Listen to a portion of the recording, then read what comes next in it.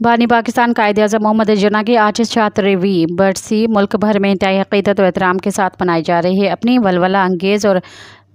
जहद शख्सियत से तहरीक पाकिस्तान को मंजिल मकसूद तक पहुँचाने वाले अजीम रहनुमा, दुनियाई सियासत में कायद-ए-आज़म का लक़ब पाने वाले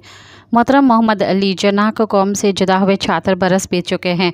क़याम पाकिस्तान के सिर्फ एक साल बाद ही यानी 11 सितंबर 1948 को खालिक हक़ीक़ी से मिलने वाले पाकिस्तान के बानी और पहले गवर्नर जनरल की बरसी पर मसाजिद और घरों में फातिहा ख्वानी की जा रही है। आज का दिन इस अजीम लीडर की याद दिलाता है जिसने बड़े सग़ीर और पाक हिंद के मुसलमानों को एक ऐसी रियासत का तोहफ़ा दिया जहाँ न सिर्फ मुसलमान अपने अक़ायद और नज़रियात के मुताबिक ज़िंदगी गुजारते हैं बल्कि गैर मुस्लिम भी इस रियासत खुदादाद पाकिस्तान में अपने अपने अक़ायद के मुताबिक बग़ैर किसी रुकावट और मजहबी इम्तियाज़ की ज़िंदगी बसर करते हैं।